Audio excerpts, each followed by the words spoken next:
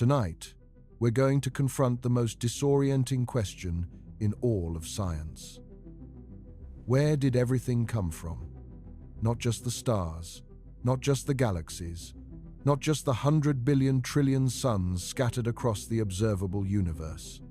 All of it.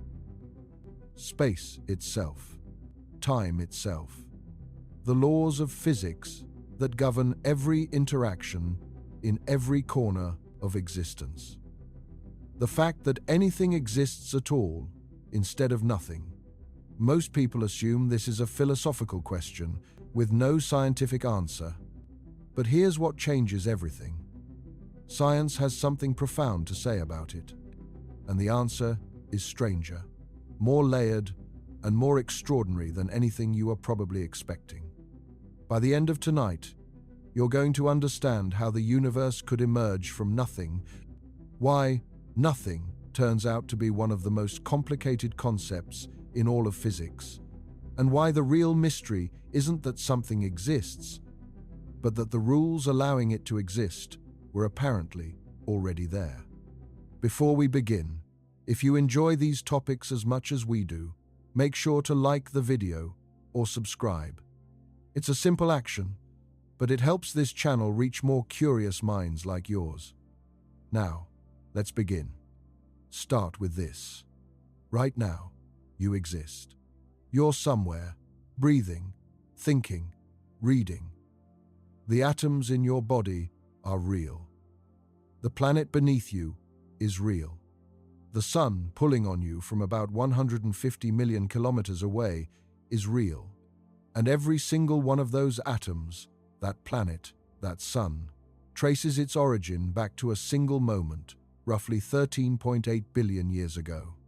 A moment before which there was no space, no time, no matter, no energy, no laws of physics, nothing, and then, from that, nothing, everything. That's not poetry. That is the best scientific description we currently have of how this universe began, pinning down exactly what that means, what nothing actually is, what began actually means, when time itself doesn't yet exist, is the project that occupies some of the sharpest minds on the planet, and it has been for decades. The deeper you dig into this question, the more you find that each answer reveals a new question underneath it. That's not a flaw. That's the nature of the problem. And following that chain of questions, as far as it goes, is one of the most rewarding journeys in science. Most of us have heard the phrase, the Big Bang, and most of us picture something like an explosion, a massive fireball blasting outward through empty space, rippling out from a single point, creating matter and energy as it goes. But that picture is wrong in almost every important way. The Big Bang wasn't an explosion of matter through space. It was an expansion of space itself. And it didn't happen in a particular location in a pre-existing void. Every point in the universe was at the Big Bang. The entire universe, however large it truly is, including every galaxy, every star, every elementary particle, was compressed into an almost incomprehensibly small, hot, dense state, and it expanded, not outward into something, just outward. Space itself stretched. The distance between every point in the universe grew. It has been doing that ever since. This is not intuitive. It requires a complete revision of how you think about space. Space is not a container that things sit inside. Space is not a fixed background stage. Space is dynamic. It has a geometry that evolves. It can stretch, compress, curve, bend. It can be created, at least according to the best mathematical framework we have for describing it, which is Einstein's general theory of relativity. And according to general relativity, the universe we observe is the consequence of a process of spatial expansion that began at a moment of extremely high density and temperature. The Big Bang is the expansion of space itself, not from somewhere, from everywhere. But the moment we call the Big Bang, the very first instant, is where our physics runs into a wall. Because the two greatest theoretical frameworks in all of science, general relativity and quantum mechanics, stop working there. General relativity is the theory that describes gravity, the curvature of space-time, the dynamics of large-scale structure. It has been tested to extraordinary precision. The prediction of gravitational waves, ripples in space-time, produced by accelerating massive objects, was made by Einstein in 1916. They weren't detected until 2015, a century later, when the LIGO observatories registered the signal from two black holes merging over 1 billion light-years away. The match between the observed signal and the prediction of general relativity was exact. The theory works. Quantum mechanics is the theory that describes physics at the smallest scales. Particles, fields, the behavior of atoms and their constituents. It underpins the entire periodic table, the structure of chemistry, the operation of lasers and transistors and nuclear reactors. It has been tested to greater precision than any other theory in physics. The magnetic moment of the electron, a property describing how an electron behaves in a magnetic field, is predicted by quantum electrodynamics, the quantum theory of light and electrons, to 10 significant figures. The measured value agrees to 10 significant figures. That level of agreement between theory and experiment is almost incomprehensible. But quantum mechanics and general relativity are fundamentally incompatible. They rest on different mathematical foundations and make different assumptions about the nature of reality. General relativity treats space-time as a smooth, continuous fabric. Quantum mechanics says that at small enough scales, everything is granular and uncertain. When you try to apply both frameworks to the same problem, at the extreme conditions of the very early universe, near the Planck scale, a time of 10 to the power of negative 43 seconds after the beginning, a length of 10 to the power of negative 35 meters, the equations break down. They produce infinities. Mathematical nonsense. This is where the honest answer lives. We don't know what happened at the very beginning, because the physics we currently have cannot describe it. This isn't a failure of effort. It's a known limitation of the tools. And filling that gap is one of the central goals of physics today. The first thing to understand is what we mean when we say nothing. In everyday language, nothing means an absence of things, an empty room, a vacuum, a void. But in physics, a perfect nothing, in the truest possible sense, would mean no space, no time, no quantum fields, no laws, no dimensions, no possibility of any kind. The absence of everything, including the framework that makes things possible. Not just empty, not just quiet. No structure within which content could exist.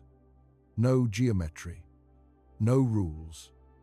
And here's where it gets immediately complicated. The moment you start describing nothing, you've given it properties. You've made it something. The nothing that physicists most often discuss isn't that ultimate, irreducible absence. It's what's called the quantum vacuum, a state with no particles, no radiation, no matter, but not no structure. The quantum vacuum has geometry. It has fields. It obeys the laws of quantum mechanics. And because it obeys quantum mechanical laws, it is never truly, completely still. Even the quantum vacuum is restless. It seethes with activity. And that activity turns out to be one of the most important facts about reality. Quantum mechanics was developed in the 1920s. Before it, physicists imagined a deterministic universe. A particle had a precise position and a precise velocity at every moment. Follow the equations, and you could predict the future exactly. The universe was a machine. Quantum mechanics destroyed that picture. At the quantum level, particles don't have precise positions and precise velocities simultaneously. They exist in superpositions of states, probability clouds, smeared across possibilities until a measurement forces one to be actualized. This isn't a limitation of our instruments. The uncertainty is fundamental. Werner Heisenberg formulated this in 1927 as the uncertainty principle. But its implications extend far beyond positions and velocities. The uncertainty principle applies to energy and time. You cannot simultaneously know the exact energy of a quantum system and the exact time at which that energy exists. The more precisely you pin down one, the less precisely you can know the other. This means that in a quantum vacuum, for extremely short intervals of time, the energy of the vacuum doesn't have to be exactly zero. It can fluctuate, just for a moment so brief that the uncertainty relation permits the deviation. And in those moments, something extraordinary happens. Energy appears, not from somewhere else, just appears, consistent with quantum uncertainty, and just as quickly vanishes again. These are called virtual particles, particle-antiparticle pairs that flicker into existence and back again faster than they can be directly detected. This sounds like fantasy. It isn't. The Casimir effect is the proof.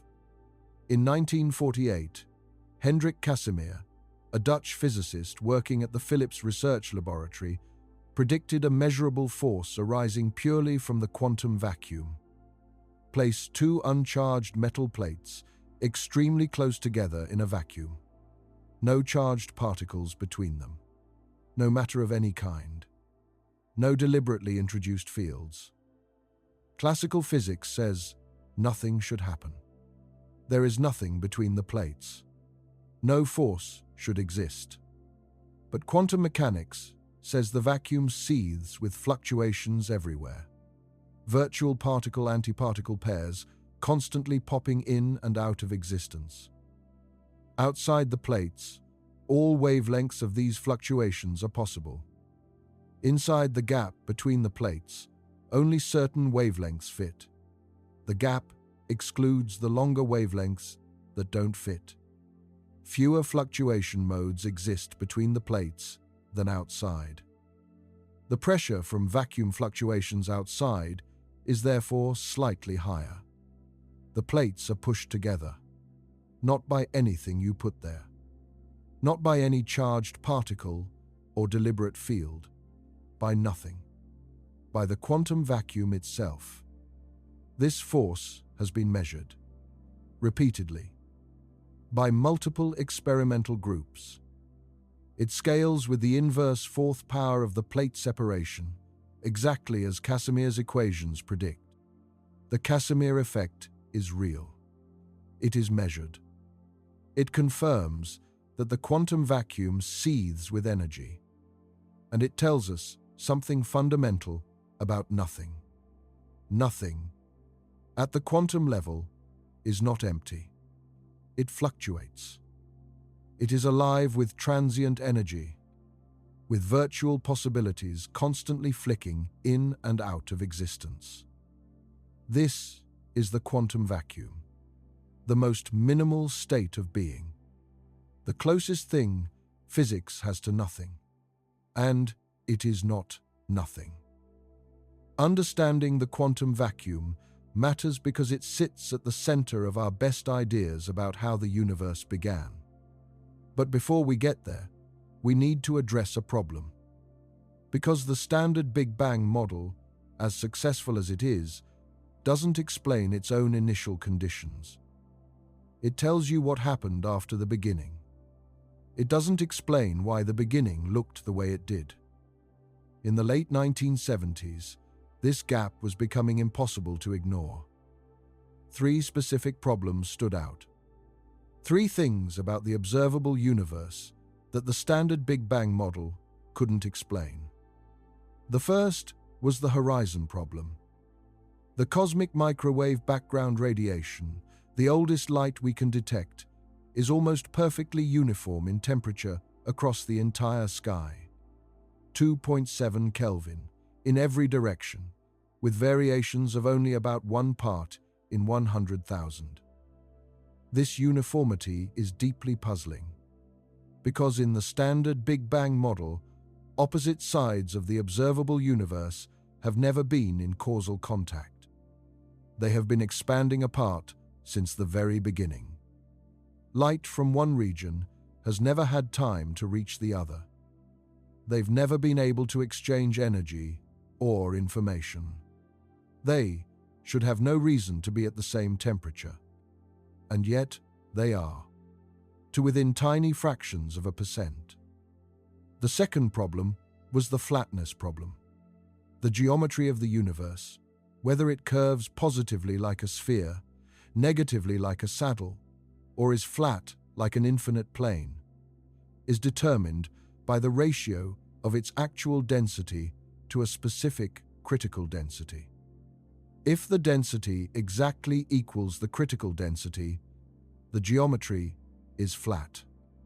What we observe is that the universe is flat or extremely close to it. For the universe to be that flat today, the density at 1 second after the Big Bang would have had to equal the critical density to within 1 part in 10 to the power of 15. 1 part in a quadrillion.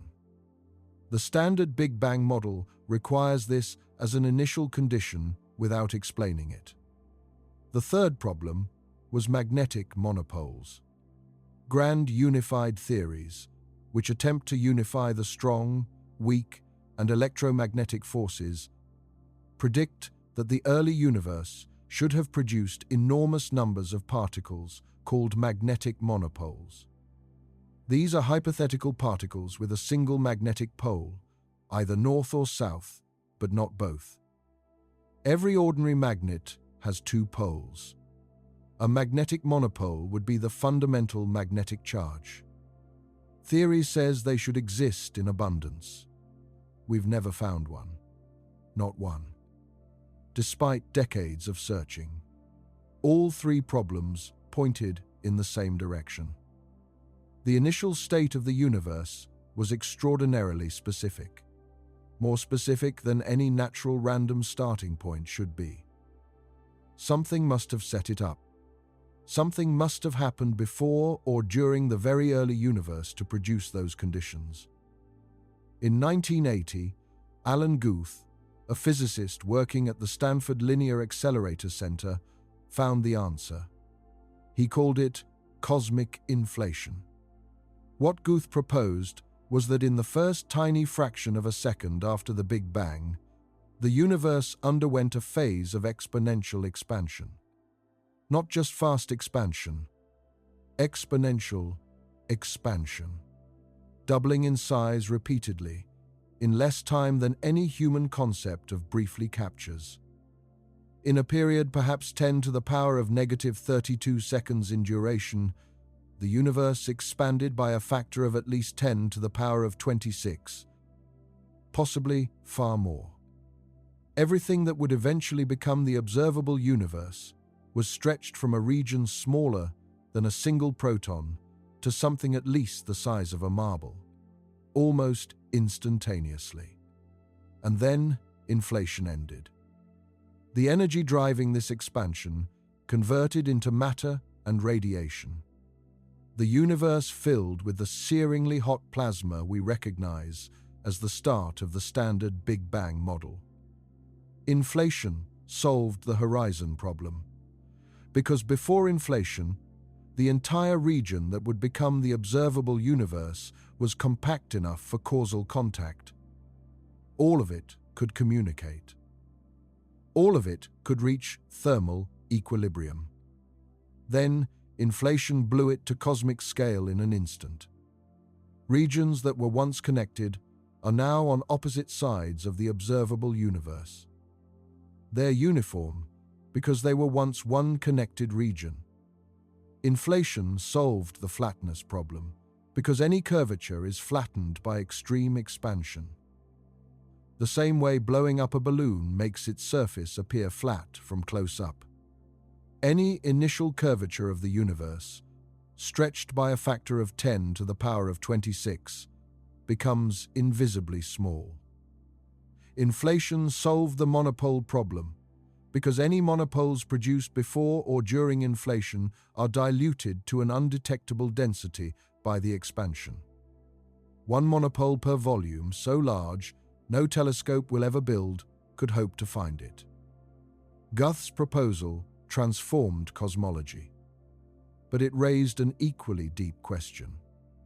What drove inflation? What caused the universe to expand at that rate? And what were the conditions before inflation began? The answer involves a concept from quantum field theory called a scalar field. In physics, a field is something that has a value at every point in space and time. Temperature in a room is a field. Gravity is a field. The electromagnetic force is a field. In quantum field theory, every particle is an excitation of an underlying field. An electron is a quantum of excitation in the electron field. A photon is a quantum of excitation in the electromagnetic field. The Higgs boson, discovered at CERN in 2012, is a quantum of the Higgs field, which permeates all of space and gives particles their mass.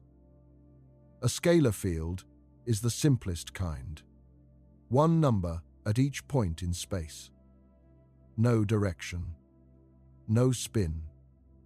Just a value. Inflation requires a scalar field called the inflaton field. The inflaton has a remarkable property.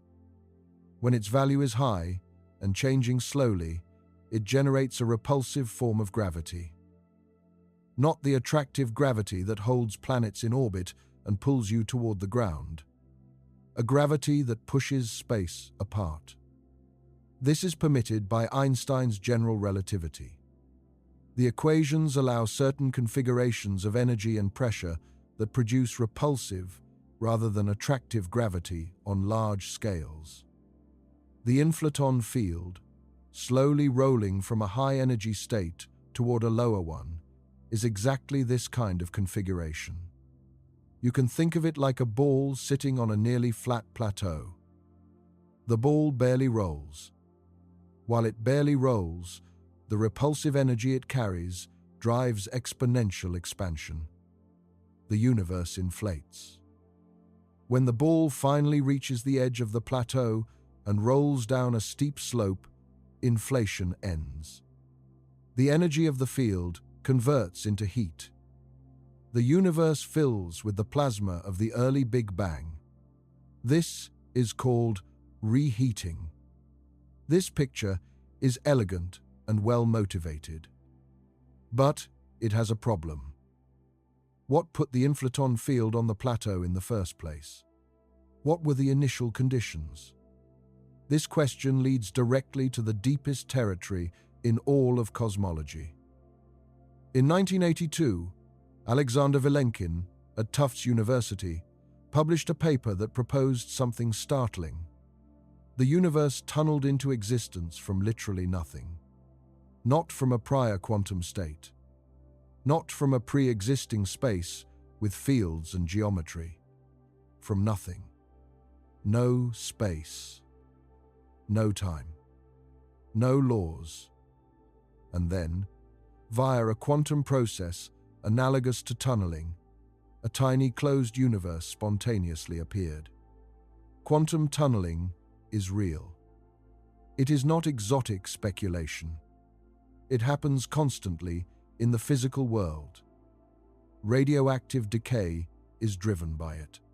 A nucleus can spontaneously emit a particle even when the classical energy is insufficient because the wave function of the particle has a non-zero amplitude outside the barrier.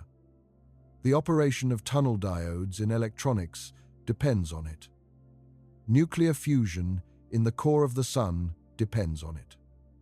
Protons in the Sun's core don't have enough classical energy to overcome the electromagnetic repulsion between them.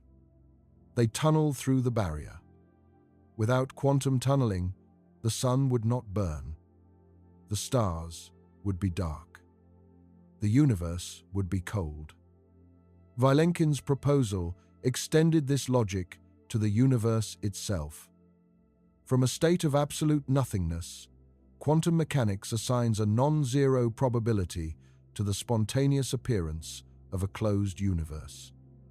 A tiny bubble of space, smaller than an atomic nucleus, with its own geometry and its own inflaton field already primed for inflation. That bubble then inflates, expanding exponentially, becoming the vast, populated universe we inhabit.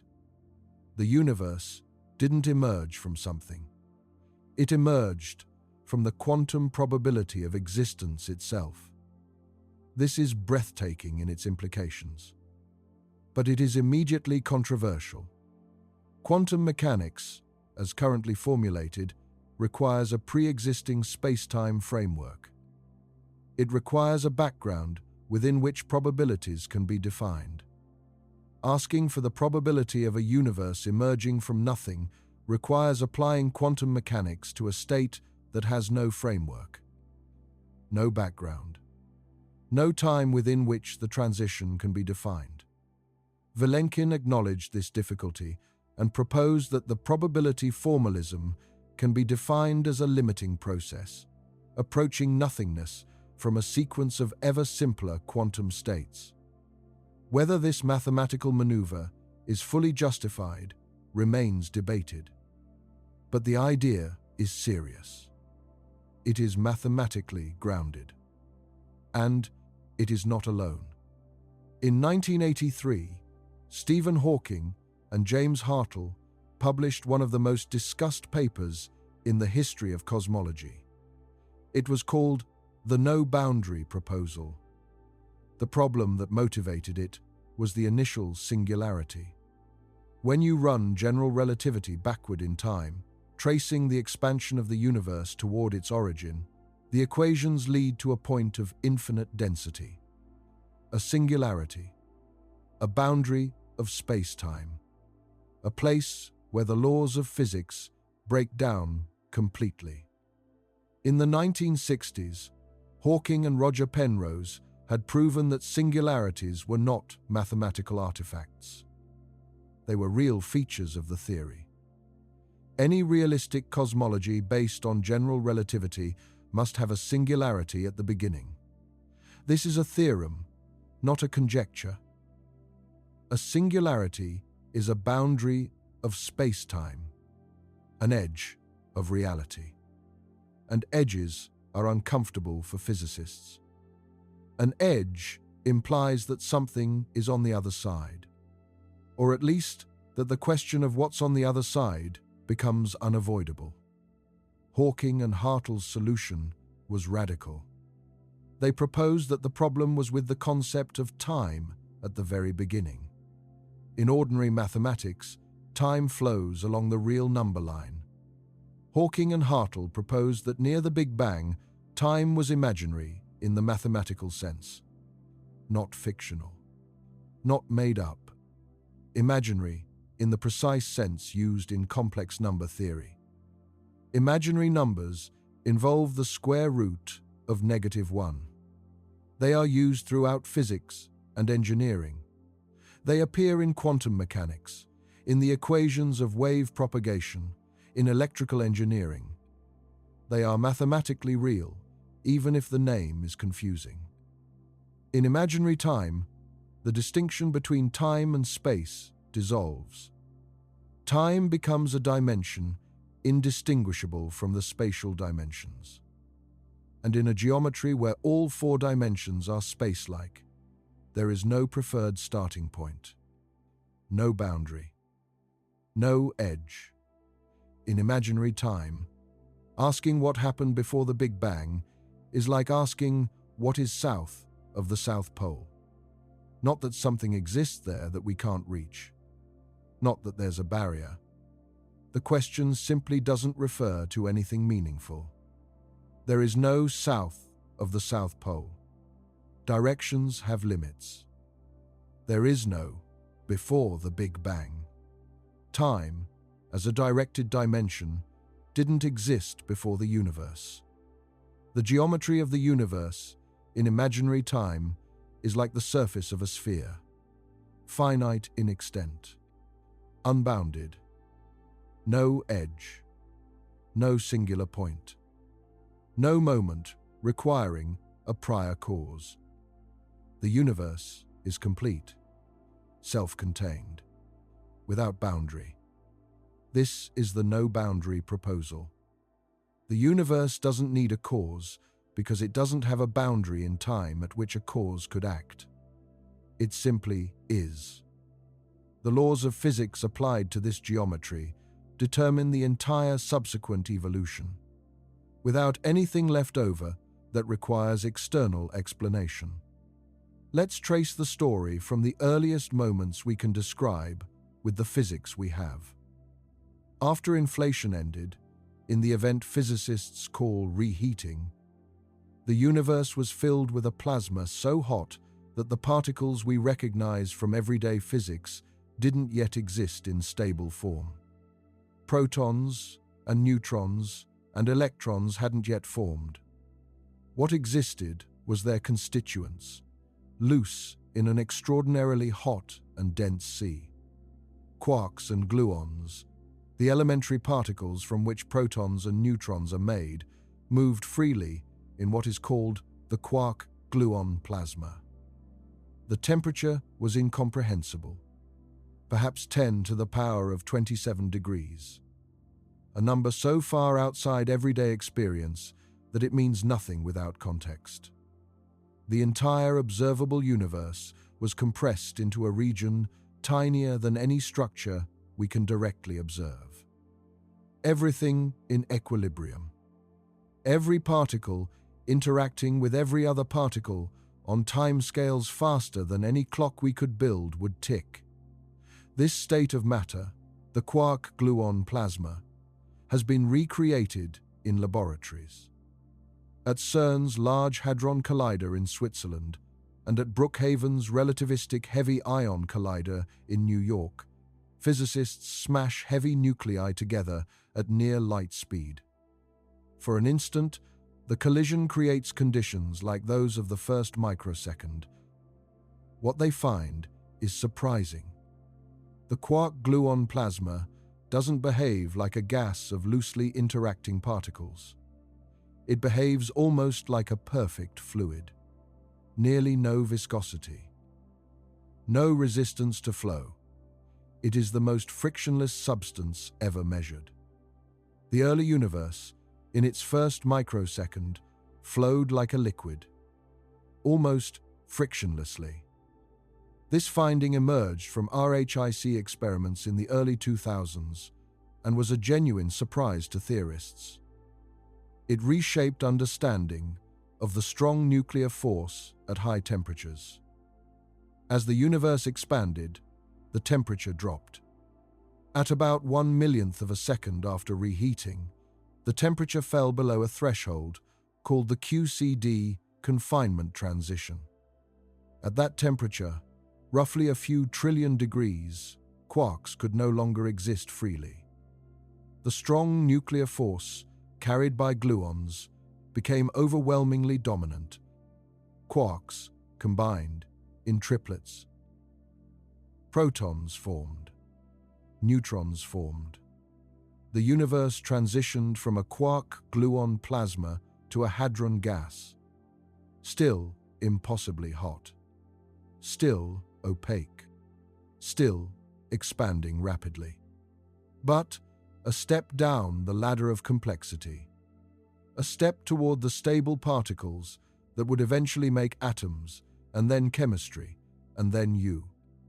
For the next fraction of a second, protons and neutrons were in thermal equilibrium, converting back and forth via the weak nuclear force. A proton could absorb an antineutrino and become a neutron plus a positron. A neutron could absorb a neutrino and become a proton plus an electron. The rates were equal. The ratio of neutrons to protons was determined purely by the temperature. At high temperatures, the rates balanced near 1:1.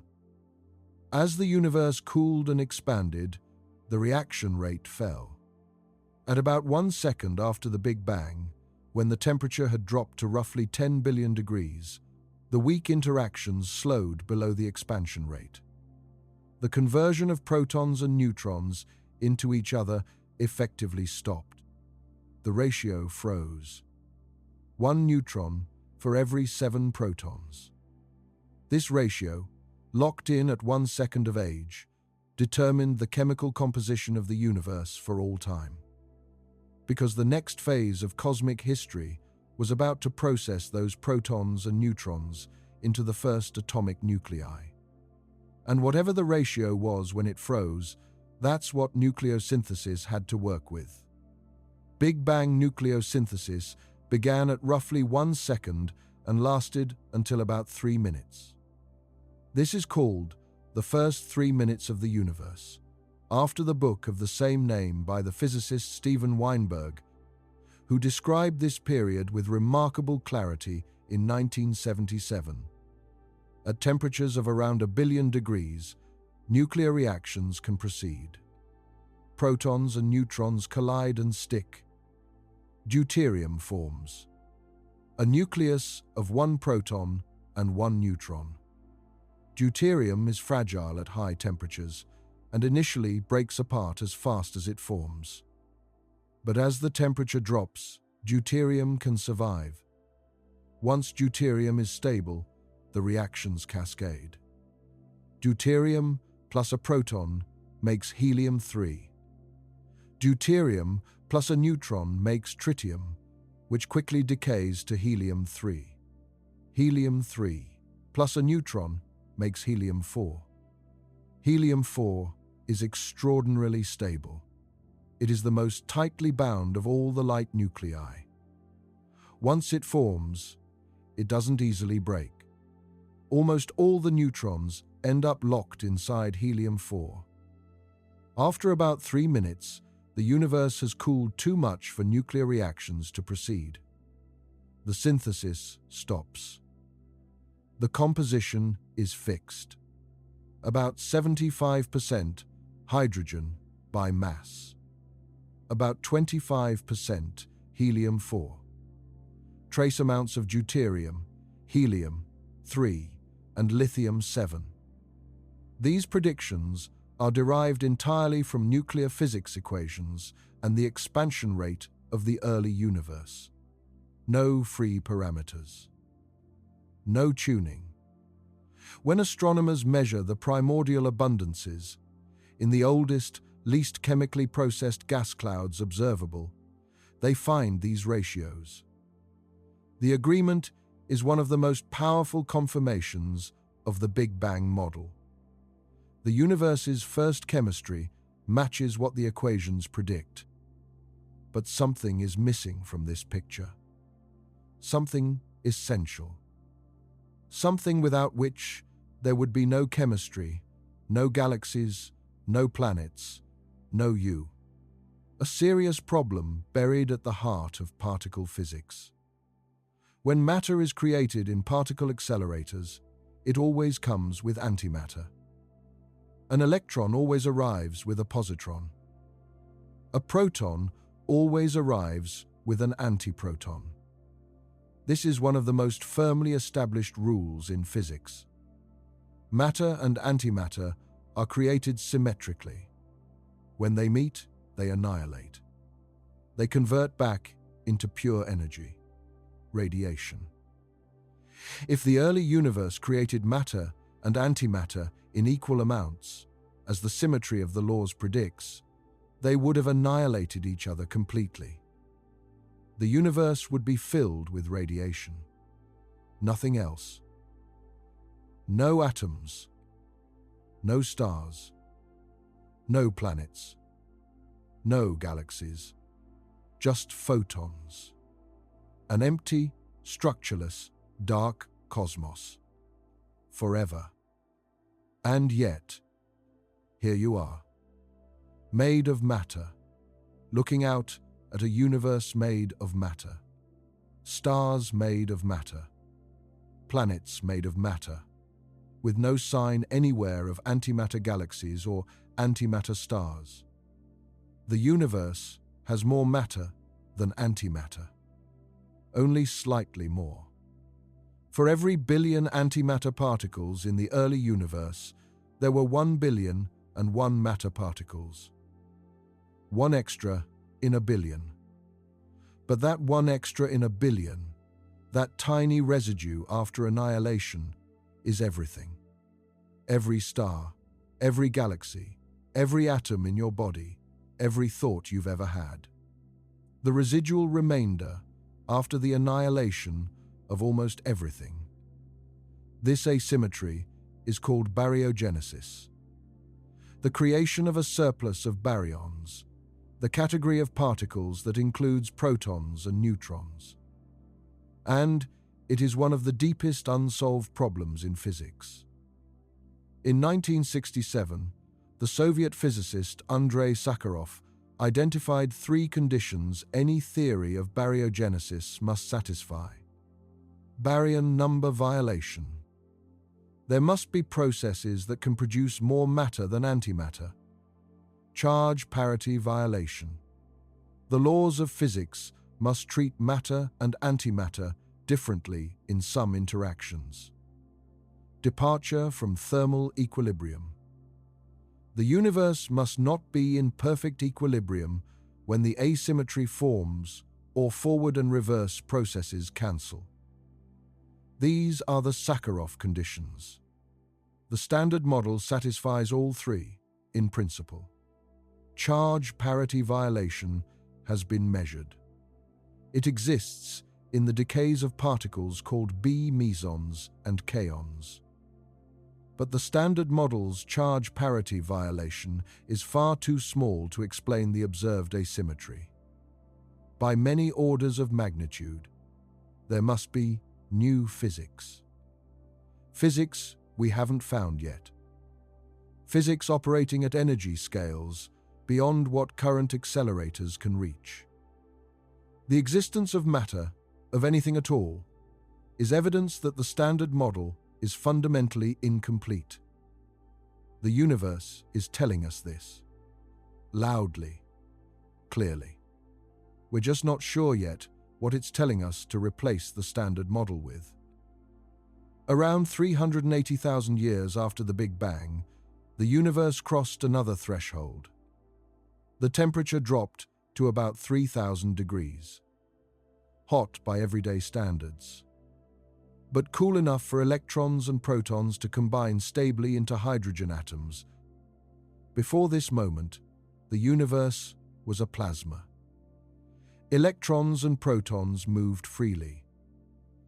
Photons scattered off free electrons constantly. The universe was a fog, opaque to light. No photon could travel far before being deflected. The cosmic microwave background photons we detect today were trapped, scattered back and forth, unable to move freely. Then, as the temperature reached 3,000 degrees, something changed.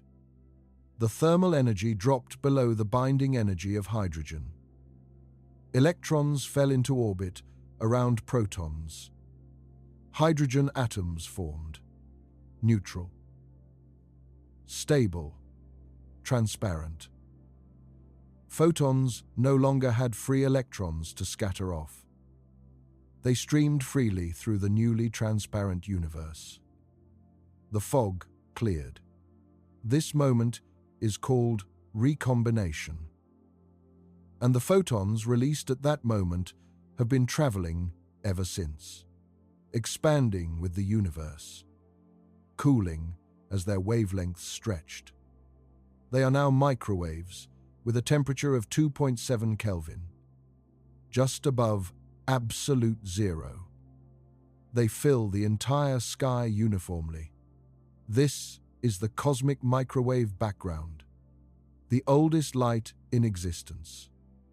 It was theoretically predicted in the late 1940s and accidentally discovered in 1964 by Arno Penzias and Robert Wilson at Bell Labs in New Jersey.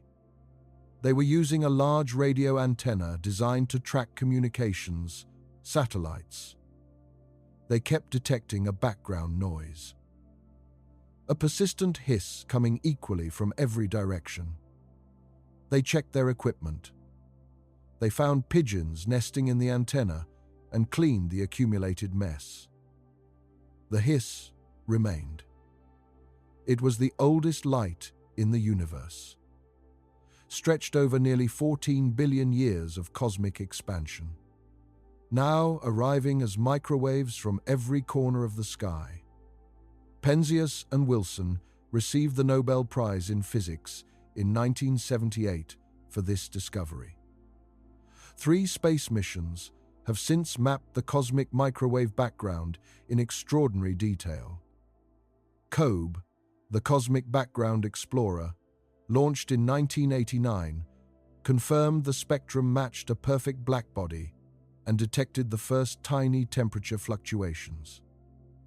John Mather and George Smoot, who led the COBE team, received the Nobel Prize in Physics in 2006. WMAP, the Wilkinson Microwave Anisotropy Probe, launched in 2001, mapped the fluctuations across the entire sky with unprecedented precision. From WMAP data, cosmologists determined the age of the universe, the flatness of its geometry, and its composition. Planck, launched in 2009, refined everything to sub-percent accuracy. Age, 13.8 billion years, with uncertainty of less than 1%. Ordinary matter, 4.9%. Dark matter, 26.8%. Dark energy, 68.3%. 95% of the universe is something we cannot directly identify or explain. We have measured it with precision. We don't know what it is. And the Planck maps of the cosmic microwave background are the most information-rich images of the early cosmos ever made. Every feature in those maps encodes something about the first 380,000 years. The size and distribution of the fluctuations, the ratios of different scales of variation, the polarization pattern of the radiation. All of it is data. All of it can be compared with theory. And all of it matches. The match between the Planck measurements and the predictions of the standard cosmological model is one of the great scientific achievements of the 21st century. Those temperature fluctuations in the cosmic microwave background are not random. They have a precise statistical pattern called a nearly scale-invariant spectrum. Fluctuations on all scales, large and small, contribute in nearly equal amounts. This specific pattern was predicted by inflation theorists before the data was gathered in detail. It is the signature inflation leaves on the universe, the fingerprint of the exponential expansion in the first moments. Here is what makes it extraordinary. Those temperature fluctuations are the stretched descendants of quantum fluctuations in the inflaton field during inflation. During the inflationary expansion, microscopic quantum uncertainty was blown up to cosmic scale. The irreducible fuzziness of quantum mechanics, the fundamental uncertainty built into the laws of physics at the smallest scales, was stretched from subatomic to astronomical. Those quantum fluctuations became slight density variations in the early universe. Regions that were slightly denser had slightly stronger gravity. Over hundreds of millions of years, gravity amplified those tiny differences. Gas fell into the denser regions, compressed, heated. Stars ignited. Galaxies assembled. The cosmic web of filaments and voids that characterizes the large-scale structure of the observable universe traced its origins to those initial density variations, which traced their origins to quantum fluctuations during inflation, which traced their origins to the fundamental uncertainty built into the laws of quantum mechanics. The large-scale structure of the universe, every galaxy cluster and cosmic filament and void, every feature visible in the deepest images from space telescopes, every structure that has ever existed traces its origin to quantum mechanical fluctuations in the first fraction of a second. Quantum mechanics didn't just operate at tiny scales. It shaped everything. It is not an exaggeration to say that you are here because of quantum uncertainty in the first moments of the universe. The particular region of the galaxy in which the Sun formed, the abundance of heavy elements that allowed planets to form around it, the chemical richness that allowed life to arise on one of those planets. All of this can be traced back through a long and intricate chain of physical causation to quantum fluctuations during inflation. The period between recombination at 380,000 years and the formation of the first stars, several hundred million years later, is called the Cosmic Dark Ages. After recombination, there were no stars, no galaxies, just neutral hydrogen and helium gas, slowly cooling, drifting in the fading afterglow of the Big Bang. The universe was dark, not just without visible light, without any significant source of radiation. No stars had yet ignited. No galaxies had yet assembled. Just gas. Vast, cold, dark, drifting, but not static. Gravity was working in the dark. The density fluctuations seeded by inflation were growing. Dark matter, unaffected by the pressure of radiation during the plasma era, had already begun to gather. Dark matter halos assembled first. Gravity wells formed in the dark matter distribution. Normal matter, the gas, fell into those wells. Compressed. Heated. Eventually, in the densest regions, the temperature rose high enough for nuclear fusion to begin. The first stars ignited. These first stars were fundamentally different from anything existing in the universe today. They formed from pure hydrogen and helium. No other elements existed yet. No carbon. No oxygen. No nitrogen. No iron. No silicon. No calcium. No zinc. Nothing heavier than lithium. Because heavier elements are only made inside stars, and no stars had yet lived and released their products. The gas was chemically pristine. This primordial gas could not cool as efficiently as modern gas, because many of the cooling mechanisms involve heavy elements. So the clouds that formed those first stars could grow more massive before collapsing. These first stars, called population 3 stars, were likely enormous. Some estimates suggest masses of tens to hundreds of times that of the Sun. They burned at enormous temperatures. They shone furiously. And they were short-lived. A star, hundreds of times the mass of the Sun, burns its fuel in millions of years, not billions. Those first stars lived brilliantly and briefly. Then they exploded, as supernovae, as hypernova, as the most violent events the universe had yet seen. And their explosions scattered heavy elements for the first time into the surrounding gas: carbon, oxygen, silicon, nitrogen, iron, scattered across light years of space. The universe was no longer chemically pristine. From that moment forward, every generation of stars formed from gas that had been enriched by previous generations. Each cycle of stellar birth and death adding more heavy elements to the mix, building the chemical richness needed for complex chemistry, for rocky planets, for liquid water, for life. The ultraviolet radiation from those first massive stars also had another effect. It ionized the neutral hydrogen that had been filling the universe since recombination. This process, called reionization, transformed the universe's transparency.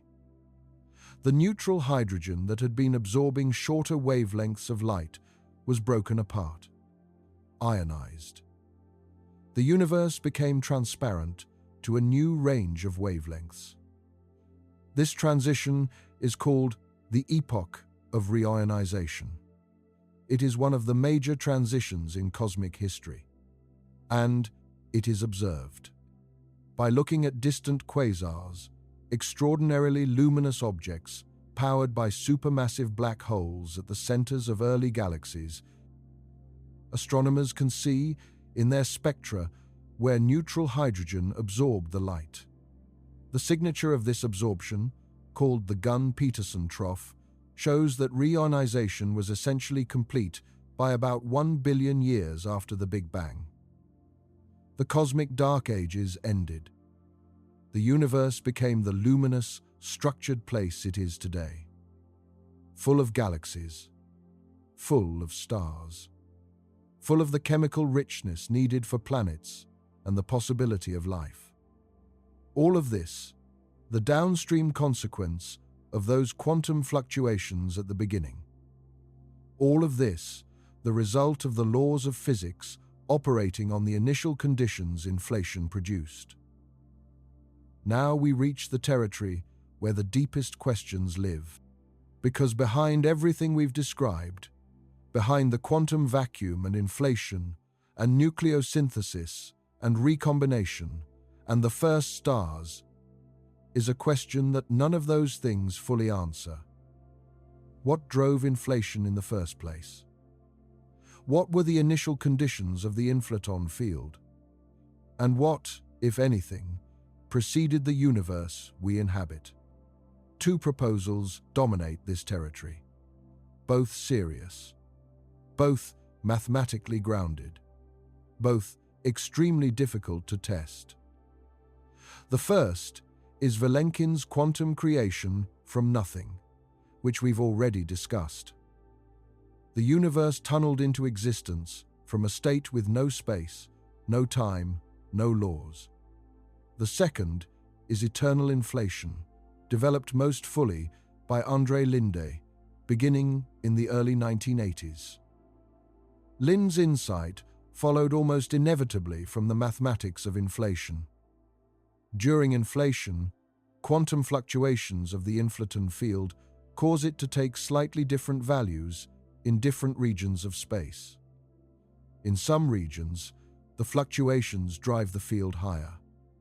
Higher field value means more repulsive energy. More repulsive energy means faster expansion. Those regions inflate more rapidly than their surroundings. They grow. They dominate. Meanwhile, in other regions, the fluctuations drive the field lower. The field rolls off the plateau. Inflation ends. A universe forms. But the inflating regions expand so fast that even while inflation ends in some pockets, the remaining inflating volume is growing exponentially. New pockets form. New universes appear. The process never stops. Once inflation begins, it generates an eternal, self-sustaining cascade of universes. This is eternal inflation. In Linde's picture, our universe is one bubble among an unimaginably large, possibly infinite ensemble. Each bubble a universe. Each formed when an inflating region crossed the threshold and transitioned out of the inflationary phase. And here is the key implication. If the laws of physics can vary across these bubbles, each universe could have different fundamental constants, different particle masses, different force strengths, different amounts of dark energy, a landscape of possible physics. The idea that the fundamental constants of physics might vary across the multiverse connects directly to one of the deepest puzzles about our universe. Why do the constants have the values they do? The strength of the strong nuclear force, the mass of the electron, the charge of the proton, the value of the cosmological constant. These values appear to be precisely arranged to allow complex structures to exist. The strong nuclear force is just strong enough, relative to electromagnetic repulsion, for carbon to form inside stars. The Hoyle state, a specific energy resonance in the carbon 1,2 nucleus, allows carbon synthesis to proceed at a remarkable rate inside red giant stars. Fred Hoyle predicted this resonance must exist because carbon exists. He was right. The resonance was found. If the strong nuclear force were a few percent weaker, carbon would not form and organic chemistry would be impossible.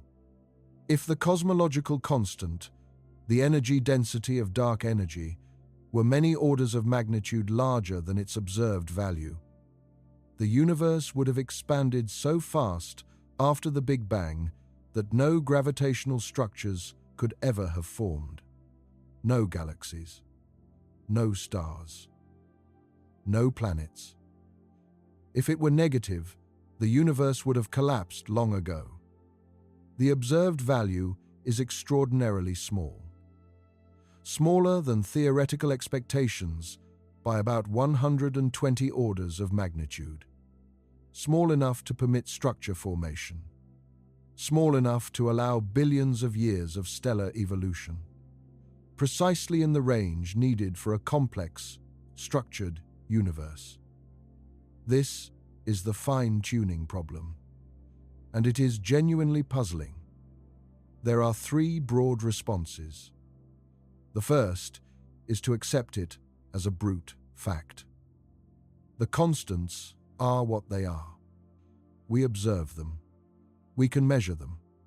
We cannot yet derive them from a deeper theory. This is the most scientifically conservative position. It doesn't require anything beyond what we observe, but it is philosophically unsatisfying to many.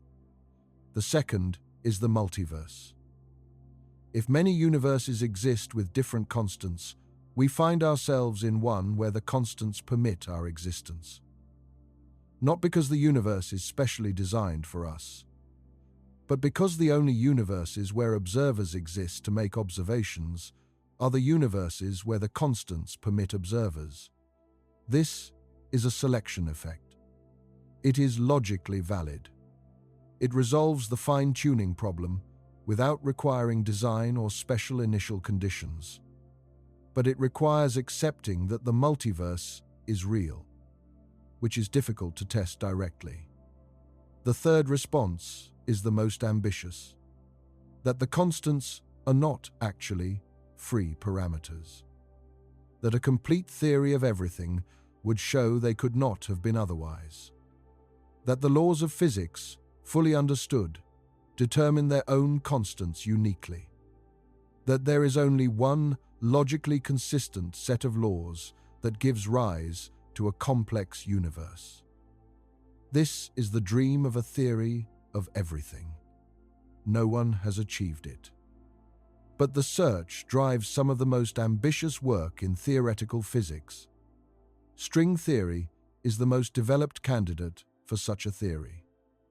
It attempts to unify all of physics, including quantum mechanics and gravity, within a single consistent framework. The fundamental objects in string theory are not point particles, but tiny, one-dimensional vibrating strings. The strings are extraordinarily small, near the Planck length. Different vibrational modes of the strings correspond to different particles: the electron, the quarks, the photon, the Higgs boson, and, crucially, the graviton, the particle that mediates gravity, are all different vibrations of the same fundamental strings. This is the appeal. One kind of object, vibrating in different ways, produces all the particles in nature, including gravity. String theory requires extra dimensions beyond the 4 we experience, either 10 or 11 dimensions in total. The extra 6 or 7 dimensions are compactified, curled up at scales too small to detect. But the specific way they're curled up determines the effective laws of physics we observe. Different compactifications give different particle masses, different force strengths, different cosmological constants. This space of possible compactifications is the string landscape. It contains an enormous number of distinct solutions. By some estimates, 10 to the power of 500. This enormous multiplicity maps naturally onto the picture of eternal inflation. If eternal inflation populates an enormous number of bubble universes, and string theory offers an enormous number of possible sets of physical laws, then the two together provide a natural explanation for the fine-tuning problem. Different bubbles get different string vacua. Different string vacua give different constants. We observe the constants of our bubble because we exist in our bubble. And the constants of our bubble happen to permit us. This marriage of string theory and eternal inflation is called the string landscape multiverse. It is the dominant paradigm among physicists who work on these questions. And it is deeply controversial. Critics argue that a theory accommodating 10 to the power of 500 different universes cannot be tested, cannot be falsified, and therefore fails the basic criterion of scientific theories. Proponents argue that the theory does make predictions in controlled regimes, and that the statistical distribution over the landscape might, in principle, make testable predictions about which values of constants to expect. This debate is unresolved. The string landscape is either the deepest insight in physics or an elaborate evasion of the real question. Possibly both. Loop quantum cosmology offers a completely different approach to the beginning, where string theory extends the standard model by adding new objects and dimensions. Loop quantum cosmology quantizes gravity directly. It applies quantum mechanics to space-time itself. In loop quantum gravity, space is not a smooth, continuous fabric at small scales. It is granular, made of discrete units. Area and volume are quantized. There is a minimum possible area related to the Planck scale, below which the concept of area loses meaning. The fabric of space, at the smallest scales, is a network of discrete chunks of geometry. When loop quantum cosmology is applied to the equations governing the universe as a whole, the initial singularity disappears. The equations no longer break down at the beginning, because the quantization of space-time removes the singularity. In classical general relativity, tracing the universe backward leads to a point of infinite density. In loop quantum cosmology, the density reaches a maximum value, the Planck density. And at that density, quantum gravitational effects create a repulsive pressure. The contraction slows, stops, reverses. The universe bounces. The Big Bang is not the beginning of time. It is a quantum bounce from a prior contracting phase. Before the Big Bang, there was a contracting universe. The same universe, or perhaps a different configuration, contracting toward the Planck density, bouncing, and then expanding. This is the quantum bounce picture. It avoids the singularity by removing it from the theory. And it extends the history of the universe to before the Big Bang, making before the Big Bang a meaningful question with a physical answer. Before it, there was a contraction. This picture is aesthetically appealing. It resolves one of the deepest problems in the Standard Model, but it carries difficulties. In each cycle, entropy should increase. If the universe has been bouncing forever, entropy should by now be maximal. The universe should be in maximum disorder, maximum randomness. Not the structured, low-entropy universe we observe. Various solutions have been proposed. Some involve entropy resetting at the bounce. Others involve entropy flowing differently in the contracting phase. None of these is fully satisfying. The problem is genuine, and the debate continues among cosmologists. Here is the thing about all of these proposals. Vilenkin's quantum creation, the Hartle-Hawking no-boundary condition, Linde's eternal inflation, the string landscape, loop quantum cosmology, cyclic models. They all require something. They all require laws. They all require quantum mechanics. They all require a mathematical framework within which the universe can come into being or evolve. None of them fully answers the deepest question. Where do the laws come from? Why does anything obey rules? Why is there quantum mechanics? Why is there mathematics? Why is there something rather than nothing at all? This is the question that stops even the most confident physicist. Because no theory, current or imagined, can answer it. A theory explaining why the laws are what they are is itself a law, and requires its own explanation. Every explanation requires an explanation of the explanation. This is the problem of infinite regress, and it has no resolution within current science. Some physicists accept this as a terminal answer. The laws just are. No prior cause.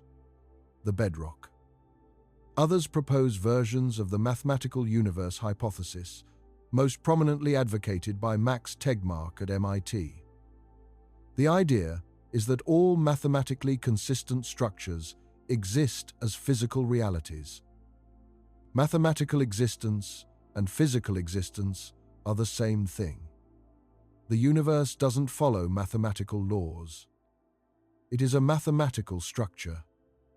The reason we observe the specific laws we do is a selection effect. We are observers, existing within a mathematical structure complex enough to contain self-aware entities. If this is true, the laws require no further explanation. They are necessarily as mathematical fact. The theorem that the sum of angles in a Euclidean triangle is 180 degrees requires no cause. It is a logical necessity of the geometry. If the universe is a mathematical structure, its laws are similarly necessary. They are the way they are, because they are the only logically consistent way they can be, given what the structure is. Most physicists find this unsatisfying. Most also lack an alternative that's more satisfying. The honest position is this: we are at the frontier. We have made extraordinary progress. We haven't reached the bottom. And we may not. Here is what we actually know. The universe is approximately 13.8 billion years old. It began in an extremely hot, dense state and has been expanding ever since. The expansion is accelerating, driven by dark energy, a phenomenon discovered in 1998 by Saul Perlmutter, Brian Schmidt, and Adam Rees, for which they received the Nobel Prize in Physics in 2011. The cosmic microwave background provides a snapshot of the universe at 380,000 years old that matches the predictions of the Big Bang model with extraordinary precision. Big Bang nucleosynthesis correctly predicted the primordial abundances of hydrogen and helium. Inflation, or something very like it, explains the flatness, the uniformity, and the statistical pattern of the density fluctuations that seeded galaxy formation. Those fluctuations have a spectrum consistent with quantum fluctuations stretched to cosmic scale. The universe has more matter than antimatter. Current physics doesn't explain why. 95% of the universe consists of dark matter and dark energy. Both have been measured with precision. Neither has been directly identified. Quantum mechanics and general relativity are both extraordinarily successful theories. They are incompatible at the Planck scale. A theory of quantum gravity remains the most important unsolved problem in theoretical physics. This is the honest state of the field. Extraordinary precision about the history. Deep, unresolved questions about the beginning. And the acknowledgement that the deepest question of all may be permanently beyond the reach of any scientific theory. Not because science fails, but because the question may be a question that no theory can answer. Why there is anything rather than nothing is not a question about what exists. It is a question about why existence itself is possible. Science can describe existence. It cannot explain why existence is possible rather than impossible. That may be a boundary we approach forever without crossing. 1 century of physics. In 1900, no physicist knew the universe was expanding. No one knew it had a beginning. No one knew atoms were made of protons and neutrons. No one had detected the cosmic microwave background. No one knew dark matter or dark energy existed. No one had detected gravitational waves. No one had read the chemistry of the first 3 minutes from the spectra of ancient gas. And now we have all of it, measured, tested, confirmed. We mapped the oldest light in the universe and read off the composition of everything from what we found. We detected gravitational waves from black holes colliding over 1 billion light-years away. We reconstructed the first 3 minutes of cosmic history from nuclear physics alone. We traced the large-scale structure of the entire observable universe to quantum fluctuations in the first fraction of a second. This progress is extraordinary. It is one of the most remarkable intellectual achievements of any civilization in history. And it traces back to a single disposition: the refusal to accept mystery as a permanent answer. The insistence on asking the next question, even when the next question seems impossible. Especially then. There's something worth sitting with before we close. The question of where the universe came from is sometimes framed as a contest. Scientific explanation on one side, something else on the other. Cold equations on one side, wonder and meaning on the other. As if understanding a thing removes its power to astonish. That framing is wrong. The equations are the wonder. The fact that the temperature fluctuations in 13 billion-year-old light encode the composition of the entire universe. The fact that quantum uncertainty from before the first microsecond became the seeds of every galaxy. The fact that the iron in your blood was forged in a neutron star collision somewhere in the galaxy roughly 4.5 billion years ago. That the oxygen you are breathing was synthesized in the core of a massive star that ended its life in a supernova explosion long before the sun formed. The fact that the laws of physics, whatever their ultimate origin, conspired to produce conditions in which matter could form, stars could ignite, planets could cool, chemistry could arise, and minds could eventually ask questions about their own origin. None of this is diminished by having an equation for it. It is amplified. The explanation doesn't displace the awe. The explanation earns it. When you understand something precisely, and what you understand is that quantum mechanics shaped the large-scale structure of the entire cosmos, the wonder you feel is not borrowed from mystery. It is grounded in reality, in the universe as it actually is, not as sentiment, not as projection, as the actual, measured, tested, confirmed truth of things. The acceleration of the universe's expansion is one of the most unexpected discoveries in the history of cosmology. Before 1998, the prevailing expectation was that gravity would eventually slow the expansion. The universe was expanding because of the initial energy of the Big Bang. But matter attracts matter.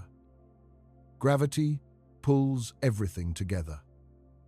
As time passed, the expansion should be gradually decelerating, slowing down. Eventually, depending on the total density, perhaps reversing. The question was whether the universe would expand forever or eventually collapse back on itself. Two teams set out to measure the deceleration. One led by Saul Perlmutter at the Lawrence Berkeley National Laboratory. The other led by Brian Schmidt at the Australian National University, with Adam Rees as a key member. They used type Ia supernovae as standard candles. Type Ia supernovae are thermonuclear explosions of white dwarf stars. A white dwarf is the remnant of a dead star. It's about the mass of the sun compressed into a sphere roughly the size of Earth. When a white dwarf in a binary system accretes enough matter from its companion to reach a critical mass, roughly 1.4 times the mass of the sun, it undergoes a runaway nuclear explosion. The explosion is so violent and so uniform that type Ia supernovae all reach roughly the same peak brightness. They are a standard candle. Measure their apparent brightness, and you can calculate their distance. Measure their redshift, the stretching of their light by the expansion of the universe, and you know how fast the universe was expanding when the light left them. Plot distance against redshift, and you can reconstruct the expansion history of the universe. Both teams gathered data on dozens of supernovae at high redshift. Distant supernovae. Ancient light. And they found something they had not expected. The distant supernovae were fainter than they should have been, further away than the expected deceleration would allow. The universe was not decelerating. It was accelerating. The expansion was speeding up. getting faster with time, not slower. Something was pushing the universe apart. Something with a repulsive gravitational effect. Something filling all of space. This became dark energy. The nature of dark energy is unknown. The simplest candidate is what Einstein called the cosmological constant, an energy density that is a property of space itself. That doesn't dilute as the universe expands. Because space itself is expanding, and this energy belongs to space, the total energy increases with expansion, pushing the universe apart faster and faster over time. Einstein introduced this term in 1917 when he was trying to find a static solution to his equations. He thought the universe was neither expanding nor contracting. Adding a cosmological constant made that possible. When Hubble's observations in 1929 showed the universe was actually expanding, Einstein removed the cosmological constant and reportedly called it his greatest blunder. As it turned out, something very much like it exists. The universe does have an accelerating expansion, driven by a cosmological constant or something equivalent. Einstein's greatest blunder may have been a genuine physical insight. The problem is the value. Quantum field theory predicts that the vacuum should have an enormous energy density. The zero-point energies of all quantum fields contribute. Sum them all up, and the prediction is a vacuum energy density many orders of magnitude larger than what we observe. How many orders of magnitude? About 120. 10 to the power of 120 times too large. The observed value of the cosmological constant is about 10 to the power of negative 120 in natural units. The theoretical prediction, without some cancellation mechanism, is of order 1.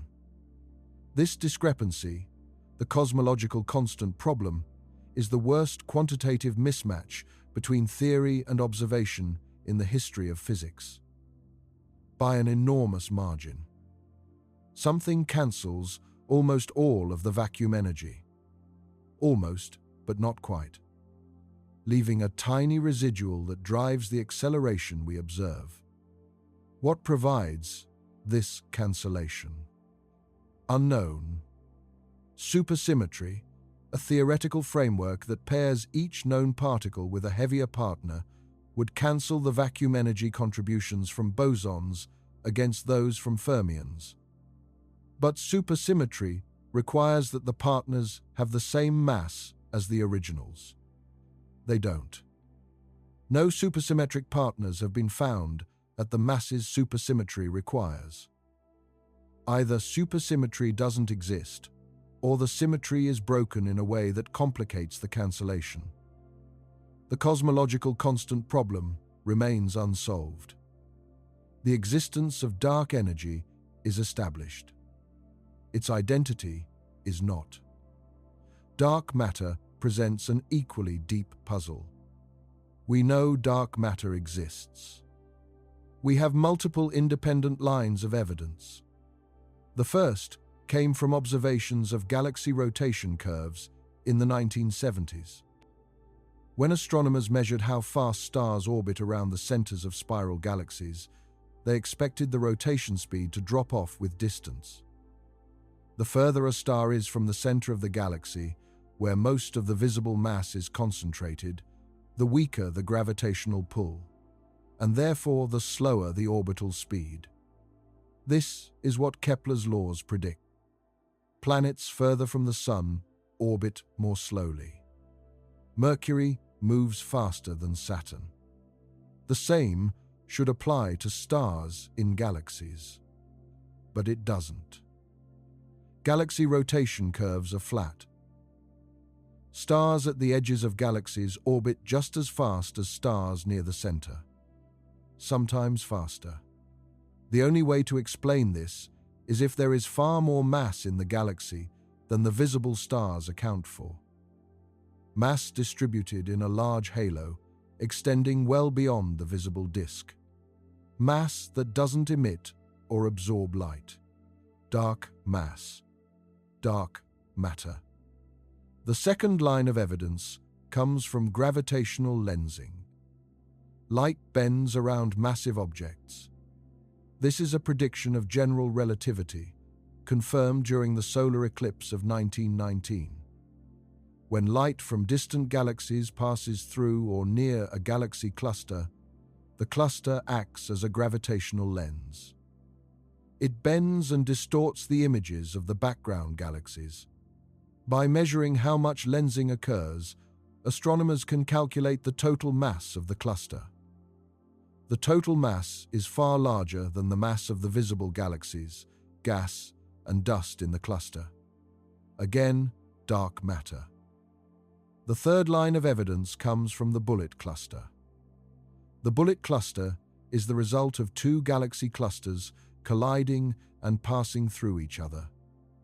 When they collided, the hot gas of each cluster, which makes up most of the ordinary matter, slowed down due to electromagnetic interactions. The gas of each cluster lagged behind. But the dark matter of each cluster, which barely interacts with anything, passed through without slowing. By observing the bullet cluster simultaneously in X-rays, which reveal the hot gas, and through gravitational lensing, which reveals all the mass, astronomers could see the gas and the dark matter had separated. The gas was in the middle. The dark matter was where it would be if it had passed through freely. This is one of the most direct pieces of evidence that dark matter is a real substance, not a modification of gravity. It exists. It is concentrated where it should be if it's a particle that barely interacts with ordinary matter. We just don't know what particle it is. Candidates include weakly interacting massive particles, axions, sterile neutrinos, and various other hypothetical particles. Experiments designed to detect these particles directly have found nothing. The Large Underground Xenon Detector, the XENON experiments in Italy, Panda X in China, LUX, Zeppelin at the Sanford Underground Research Facility. All have set increasingly tight constraints on the properties of possible dark matter particles. All have found no confirmed signal. Dark matter exists. It has gravity. It shapes the structure of the universe. We don't know what it is. These two problems, the identity of dark matter and the nature of dark energy, represent the two largest gaps in our current picture of the universe. They tell us that 95% of the universe is something we don't understand, and that understanding the universe is a project still very much underway. The question of how the first black holes formed is closely connected to the question of how the universe got its structure. Supermassive black holes are found at the centers of virtually every large galaxy. The one at the center of the Milky Way is called Sagittarius A. It has a mass of about 4 million times that of the Sun, compressed into a region smaller than our solar system. We know it's there because stars in the central region of the Milky Way have been observed for decades. Astronomers at the Max Planck Institute for Extraterrestrial Physics, led by Reinhard Genzel, tracked the orbits of stars very close to the galactic center for over 25 years. The orbits curve sharply, exactly as expected for stars orbiting an extremely massive compact object. A team at UCLA, led by Andrea Ghez, did the same thing independently. Both teams found the same result: a supermassive black hole. Genzel and Ghez shared the Nobel Prize in Physics in 2020 for this discovery. But other galaxies have even larger supermassive black holes. The galaxy M87 55 million light-years away, harbors a black hole 6.5 billion times the mass of the Sun. This is the black hole imaged by the Event Horizon Telescope collaboration in 2019. The first direct image of a black hole. A ring of glowing gas surrounding a dark shadow. The shadow cast by the event horizon. The boundary beyond which nothing can escape. These supermassive black holes present a problem for our understanding of cosmic history. They are enormous. And the universe is only 13.8 billion years old. How do you build a black hole 6 billion times the mass of the Sun in less than 14 billion years? At high redshifts, in the early universe, astronomers observe quasars, objects powered by supermassive black holes, accreting matter. Some of these quasars are observed less than 1 billion years after the Big Bang. They already contain black holes, with masses of over 1 billion times that of the Sun. 1 billion solar masses in less than 1 billion years. Getting a black hole that large, that fast, requires either extremely rapid accretion or a very massive seed, or both. One possibility is that the first, very massive population, 3 stars collapsed directly into black holes of hundreds or thousands of solar masses. These seeds then grew by merging with each other and accreting gas. Another possibility is that in the dense conditions of the early universe, entire clouds of gas collapsed directly into black holes without first forming stars. Direct collapse black holes. These would be much more massive than stellar black holes and would grow faster. Neither mechanism is fully understood. The formation history of supermassive black holes is an active area of research. It connects directly to questions about the first galaxies, the epoch of reionization, and the growth of cosmic structure. All of it ultimately traceable back to the initial conditions set by inflation. Back to the quantum fluctuations that, 13.8 billion years ago, determined the seeds from which everything grew. There is a remarkable connection between what we see in the cosmic microwave background and what we see in the large-scale structure of the universe today. The fluctuations in the cosmic microwave background at 380,000 years are the seeds of the large-scale structure. They are the blueprint. And the large-scale structure we observe today is the developed version of that blueprint, shaped by billions of years of gravitational physics. If the blueprint is accurate, the developed structure should match predictions. And it does.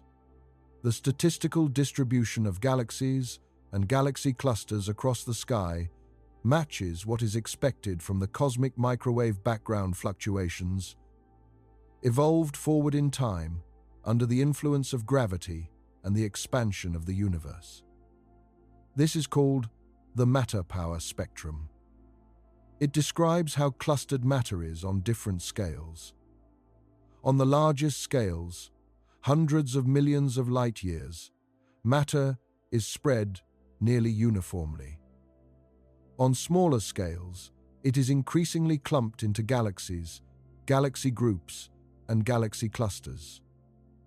The shape of this spectrum, as measured from galaxy surveys, matches the predictions of the standard cosmological model based on the Planck cosmic microwave background data. This consistency across completely independent observations is one of the strongest arguments that the Big Bang model is correct. Not just approximately correct, precisely correct. The same model, with the same parameters, explains the oldest light in the universe and the distribution of galaxies today. The same initial conditions, run forward through billions of years of physics, produce the universe we observe. That is an extraordinary achievement. Major galaxy surveys have contributed enormously to this picture. The Sloan Digital Sky Survey, begun in 2000, mapped the positions and distances of hundreds of millions of galaxies. The Dark Energy Survey mapped 300 million galaxies over several years of observations. The Euclid Space Telescope, launched in 2023 by the European Space Agency, is mapping billions of galaxies over a large fraction of the observable universe. Its goal is to map the distribution of dark matter and understand the nature of dark energy. These surveys provide the observational backbone of modern cosmology. They test the standard model against real data. They look for deviations from predictions. So far, the standard model has passed every test. But every passing test also tightens the constraints on what new physics could look like. And every tightened constraint sharpens the questions we still can't answer. There is one more extraordinary aspect of the cosmic microwave background worth discussing before we turn to the closing questions. The polarization of the cosmic microwave background. Light can be polarized. The electric field component of a light wave oscillates in a particular direction. When light scatters off electrons, the polarization of the scattered light carries information about the geometry of the scattering process. The cosmic microwave background photons scattered off electrons just before recombination. The pattern of that scattering is imprinted in the polarization of the cosmic microwave background. There are two types of polarization patterns. E-mode polarization, which can be produced by scalar density fluctuations, and B-mode polarization, which in the early universe would be produced by gravitational waves, ripples in space-time from the inflationary period itself.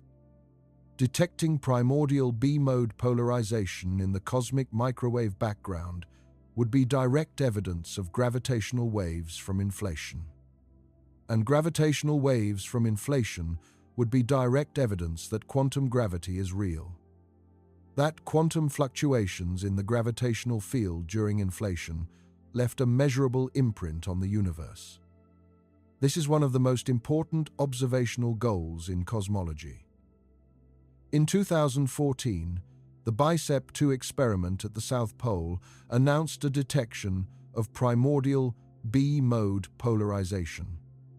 The announcement created enormous excitement. It seemed like direct evidence for inflation. Then the Planck team showed that the signal could be explained by dust in the Milky Way. Foreground dust produces polarized emission that can mimic the primordial signal. The BICEP-2 signal was found to be consistent with dust, not a detection of primordial gravitational waves. A sobering lesson in the difficulty of these measurements. The search continues. The Simons Observatory in Chile, CMB S4, a planned future experiment using thousands of detectors, future space missions, all aiming to detect the primordial B-mode signal. If it's found, it will be one of the most important discoveries in the history of science. Direct evidence of gravitational waves from the earliest moments.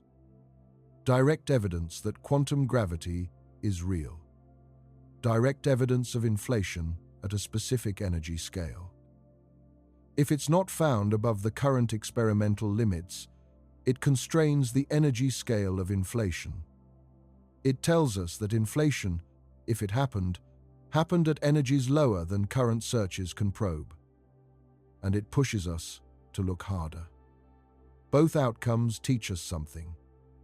Gravitational waves from the Big Bang itself, if they exist, would arrive as a stochastic background. A gravitational wave background permeating the entire universe uniformly. Coming from every direction. Like the cosmic microwave background, but for gravitational waves rather than light. This is called the primordial gravitational wave background. It has not yet been detected. Current gravitational wave observatories, LIGO, Virgo, and CAGRA, are sensitive to gravitational waves at frequencies of tens to thousands of hertz.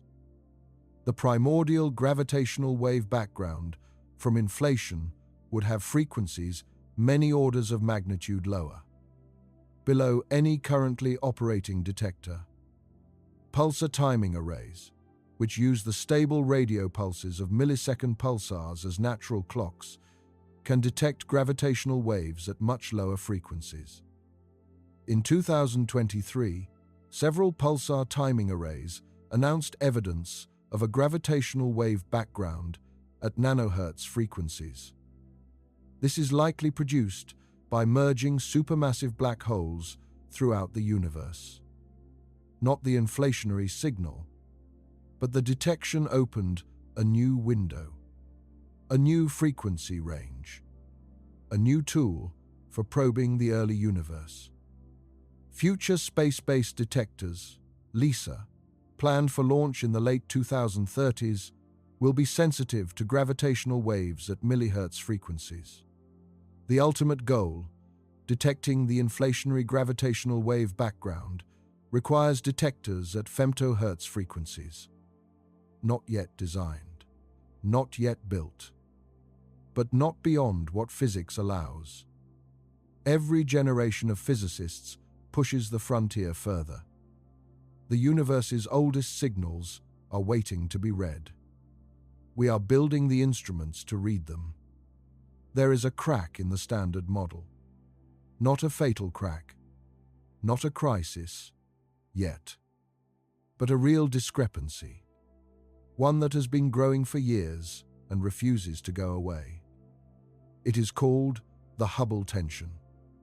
The Hubble constant is the number that describes how fast the universe is expanding. Specifically, it tells you how fast a galaxy is moving away from us for every megaparsec of distance. A megaparsec is about 3.3 million light-years. The units are kilometers per second per megaparsec. There are two primary ways to measure it. The first is the early universe method. You take the temperature fluctuations in the cosmic microwave background, model the physics of the early universe, and infer what the expansion rate must be. The Planck satellite, which measured the cosmic microwave background with the highest precision ever achieved, gives a Hubble constant of about 67.4 kilometers per second per megaparsec. The second method is the late universe method. You measure the distances to nearby galaxies directly using a chain of distance indicators called the distance ladder. Cepheid variable stars, whose pulsation period is directly related to their luminosity. Type Ia supernovae, which have a known peak brightness. You calibrate each step against the previous one. Build up from the nearest stars to the most distant galaxies, and you measure the current expansion rate directly. Adam Riess, who shared the Nobel Prize for discovering dark energy, leads one of the main teams doing this measurement. Their result, from the SH0ES collaboration, is about 73 kilometers per second per megaparsec. 67 versus 73. These are not compatible. The two measurements differ by about 5%, which may not sound like much. But the error bars on each measurement have shrunk over the years as more data has come in. They do not overlap. The discrepancy is now at roughly 5 sigma. In physics, 5 sigma is the threshold for a discovery. It means the chance of this discrepancy arising from random measurement error is about 1 in 3.5 million. Either one of the measurements has a systematic error that no one has found yet, or the standard model of cosmology is missing something that affects the expansion history of the universe. Possible explanations are numerous. Early dark energy, a form of dark energy that was significant in the early universe, and then faded, could raise the early universe prediction. New relativistic species, particles that were relativistic in the early universe and affected the sound horizon in the plasma, could shift the CMB inferred value. Modified gravity theories could change the expansion history. None of these explanations is fully satisfying. None fits the data cleanly without creating problems elsewhere. The Hubble tension is an open problem. It may be a hint of new physics beyond the standard model, or it may eventually be resolved by finding a systematic error in one of the measurements. The James Webb Space Telescope, launched in December 2021 and achieving full operations in 2022, has been measuring Cepheids in distant galaxies to check the distance ladder. Its early results have not resolved the tension. The distance ladder measurements hold up, which increases the suspicion that the discrepancy is real. That the universe, in some way we don't yet understand, expands differently at different epochs than the standard model predicts. The Hubble tension doesn't undermine the Big Bang model, but it suggests the standard model is not quite complete. Something is missing, and finding what it is may require new physics that changes our picture of either the very early universe, the very late universe, or both. The James Webb Space Telescope has also delivered surprises about the early universe. In the first year of full operations, it imaged galaxies at extraordinarily high redshifts. Galaxies observed as they were less than 500 million years after the Big Bang. Some of these galaxies are more massive and more evolved than the standard model predicted. Galaxies with stellar masses of tens of billions of solar masses, already assembled, already containing old stellar populations. At a time when the universe should have been too young to have built structures of that scale. This is not yet confirmed to be a fatal problem for the standard model. The observations are still being analyzed. Systematic effects in the photometric redshift measurements, the technique used to estimate distances for the most distant objects, could account for some of the excess. But some of the early galaxies are confirmed at high redshift through spectroscopy, direct measurement of atomic spectral lines, which gives a definitive distance. And some of those confirmed galaxies are still surprisingly massive. The James Webb Space Telescope is doing exactly what it was designed to do, observing the universe at a depth and precision not previously possible. And what it is finding is testing the standard model in new ways.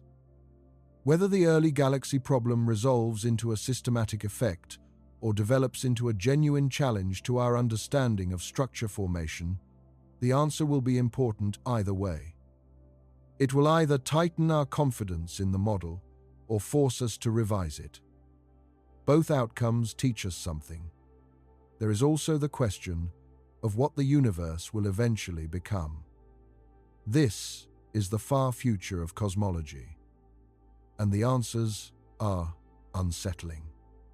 The universe is expanding, and the expansion is accelerating.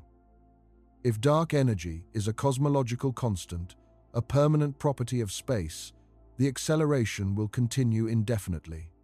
Galaxies beyond our local group, the collection of galaxies gravitationally bound to the Milky Way, are already receding faster than light. Not because they are moving through space faster than light, but because the space between us and them is expanding fast enough that the cumulative expansion rate exceeds the speed of light. This is permitted by general relativity. The speed limit applies to objects moving through space, not to the expansion of space itself. As time passes, more and more galaxies will cross the cosmological event horizon, the point beyond which their light can never reach us. Eventually, All galaxies beyond the local group will recede beyond the horizon. Their light will never reach us again. From the perspective of the far future, an observer in our galaxy will see only the local group. The rest of the universe will be invisible. In a few 100 billion years, the stars of the local group will have exhausted their fuel. Stellar remnants, white dwarfs, neutron stars, black holes will be all that remains. The night sky will be dark. Over trillions upon trillions of years, even white dwarfs will cool and fade. Eventually, protons may decay. The timescale for proton decay, if it occurs at all, is estimated at over 10 to the power of 34 years.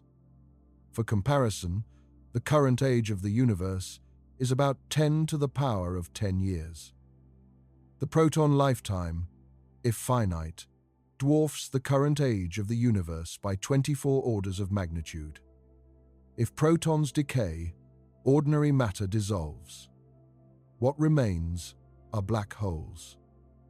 And eventually, over timescales that make proton decay look instantaneous, black holes evaporate through Hawking radiation. The most massive black holes would take about 10 to the power of 100 years to evaporate completely. After that, nothing. Just an increasingly cold, dilute gas of photons and neutrinos in a universe so vast that two particles will never interact again. This endpoint is called the heat death of the universe. Maximum entropy. Thermodynamic equilibrium. No more gradients. No more energy flows. No more complexity. No more observers. This is where the physics currently points. It is not certain. Dark energy might change. It might weaken. It might reverse. New physics could intervene. But if dark energy is a cosmological constant, the universe's future is a long, slow, cold, quiet dissolution, starting from quantum nothing, ending in thermodynamic silence. An arc of a Google of years, from everything to nothing again, in a different sense of nothing than we started with. The fine-tuning problem is one of the deepest discomforts in physics. Not a mathematical problem, not an observational problem, a conceptual one. The universe appears to be configured in a very specific way, a way that permits the existence of complex structures. Stars, planets, chemistry, life.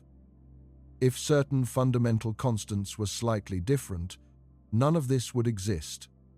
The gravitational constant, the mass of the electron, the strength of the strong nuclear force, the mass difference between protons and neutrons, the cosmological constant. Change any of them significantly, and the universe becomes inhospitable. If gravity were slightly stronger, stars would burn out in millions of years instead of billions, before complex life could arise. If the strong nuclear force were a few percent weaker, protons and neutrons would not bind into nuclei. No nuclei, no atoms, no chemistry. If the cosmological constant were slightly larger, the universe would have expanded so fast that matter never clumped into galaxies. If it were negative instead of positive and slightly larger in magnitude, the universe would have recollapsed before stars could form.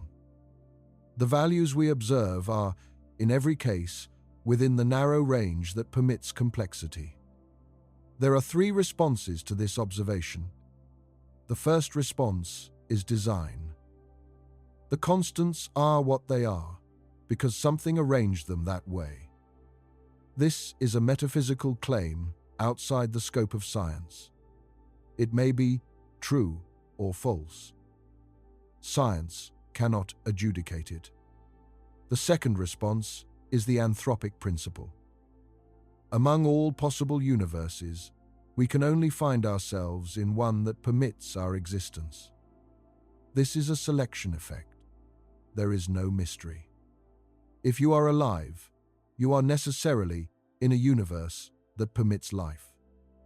For this to be more than a tautology, the anthropic principle requires that many universes exist with different constants. A multiverse. If there is only one universe, the anthropic principle explains nothing. It is trivially true that we live in the universe we live in. But if there are very many universes with different constants, the fact that we observe a life-permitting universe becomes unsurprising. We are in one of the rare ones that permits us. The others are sterile and unobserved.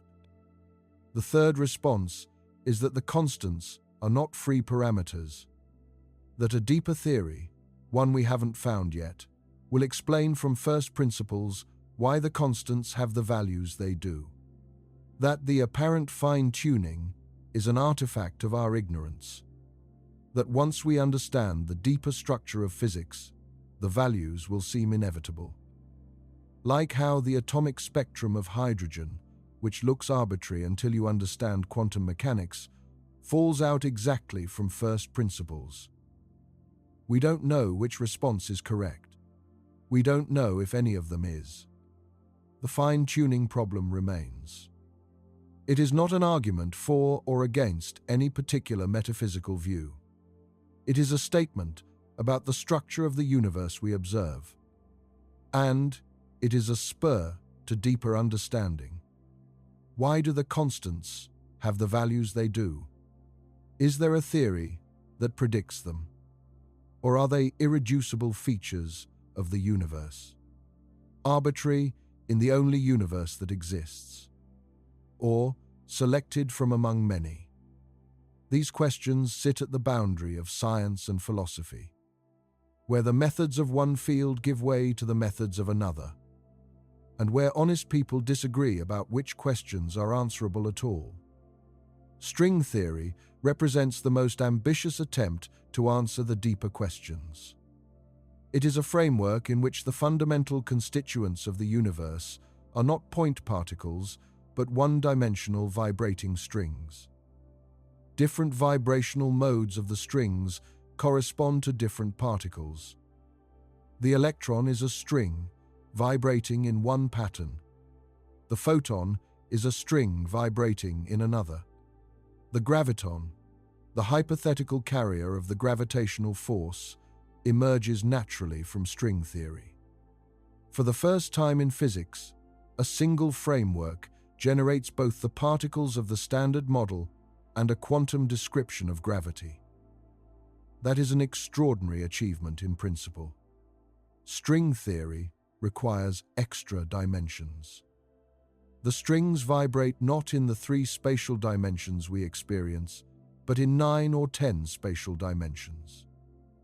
The extra dimensions are compactified, curled up at scales smaller than anything we can directly probe, currently smaller than about 10 to the power of -19 meters. The way the extra dimensions are curled up determines the physics we observe. Different compactifications give different particle masses, different coupling constants, different values for the cosmological constant. The number of possible compactifications is enormous.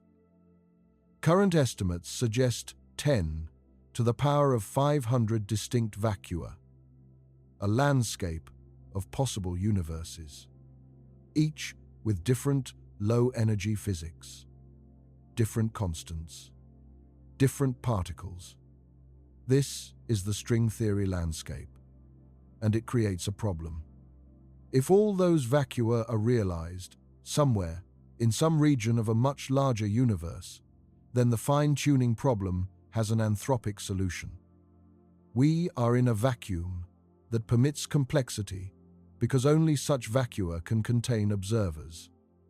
But if string theory predicts 10 to the power of 500 possible universes, each with different physics, does it actually predict anything about our universe? Is it a theory of everything, or a theory of nothing in particular? Critics argue that a theory which is consistent with essentially any set of constants is not a scientific theory. It cannot be falsified. The landscape makes it impossible to derive the observed constants from the theory, because all values are permitted somewhere.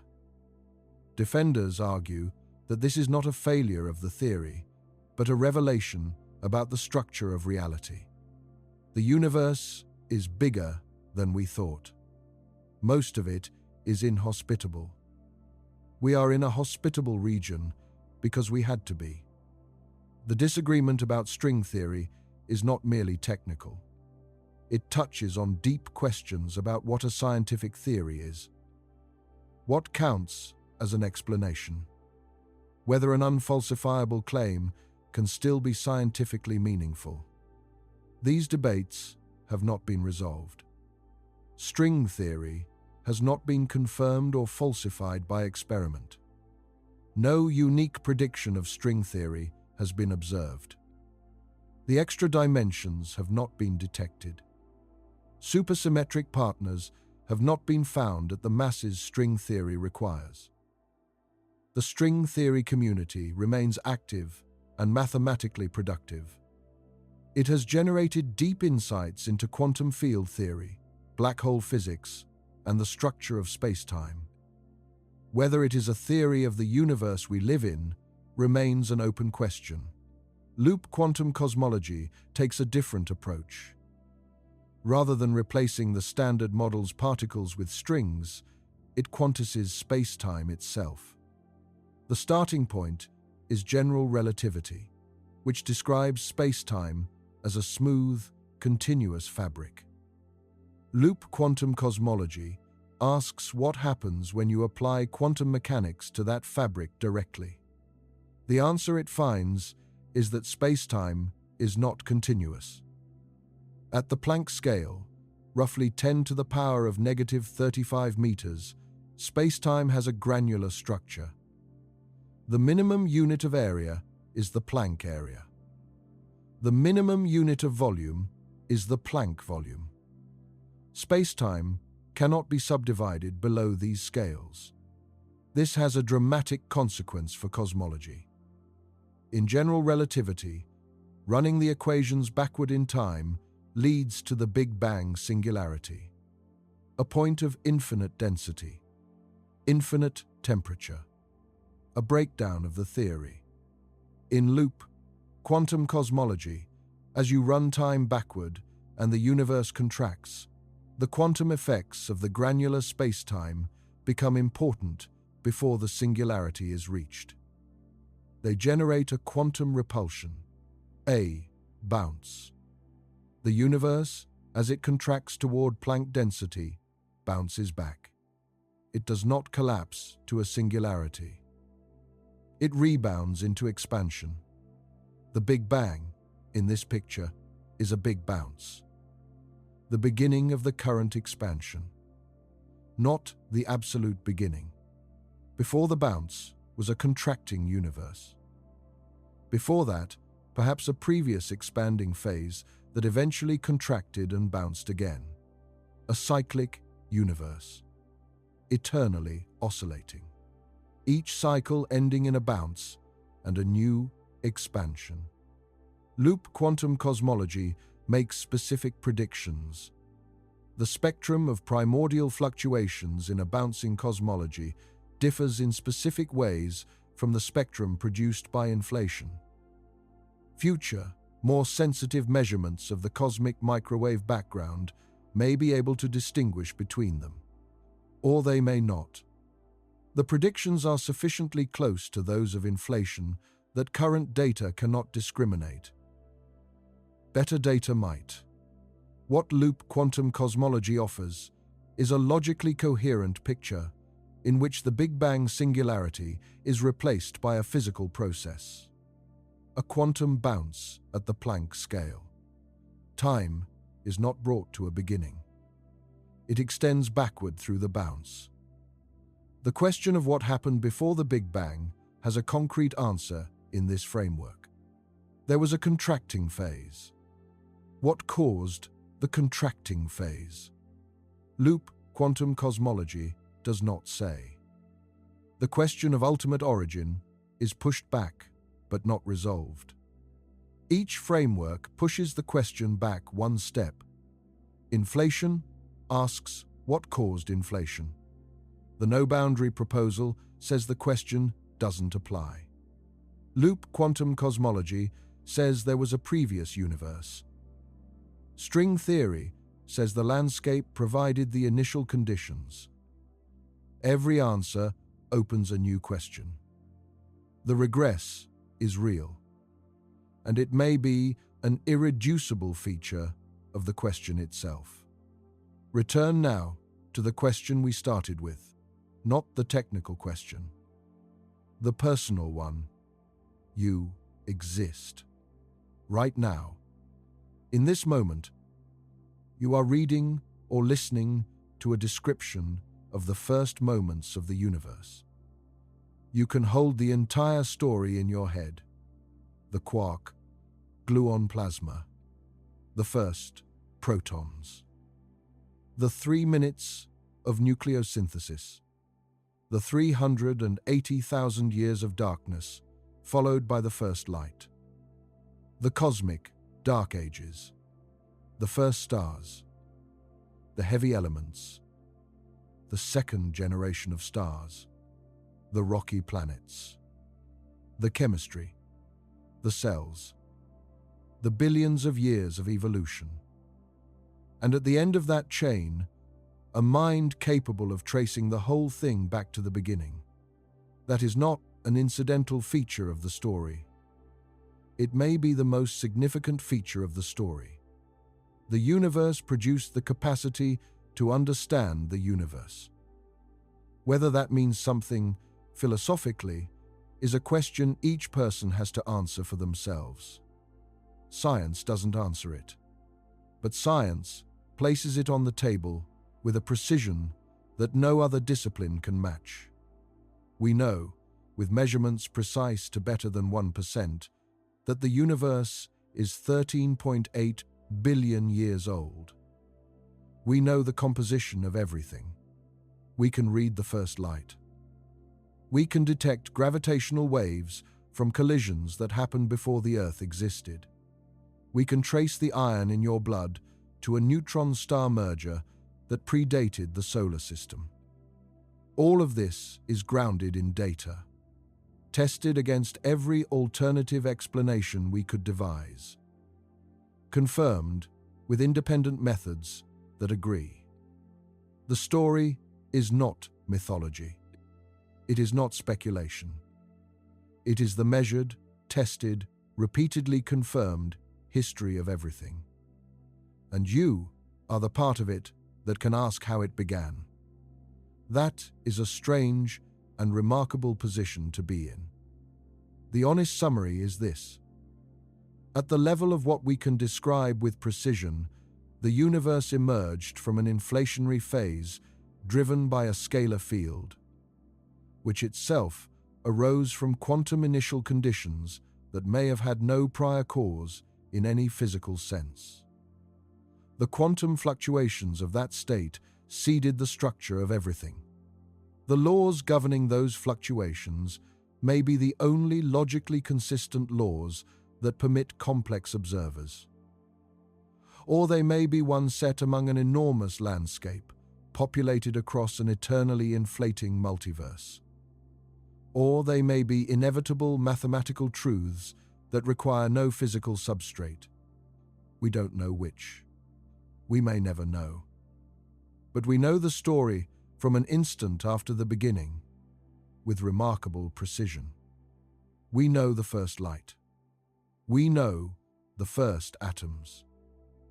We know the long chain of stellar births and deaths that produced the carbon and the oxygen and the iron, and eventually the chemistry, and eventually the neurons firing behind your eyes right now. And we know that the asking of this question is itself something the universe produced. Out of nothing, or something very close to nothing, it made matter. From matter, it made stars. From stars, it made the elements. From the elements, it made planets. From planets, over billions of years, it made chemistry. From chemistry, life. From life, minds capable of asking where any of it came from. The universe produced the thing capable of asking about the universe. That is not a small thing. You are not a spectator to this story. You are what the story became. The universe didn't produce you as an afterthought. In the only region of existence we can examine directly, the thing it eventually made is something that can trace the entire chain back to the beginning. Something that can stand at the end of 13.8 billion years of cosmic evolution and ask, why? That might be the most significant thing we know.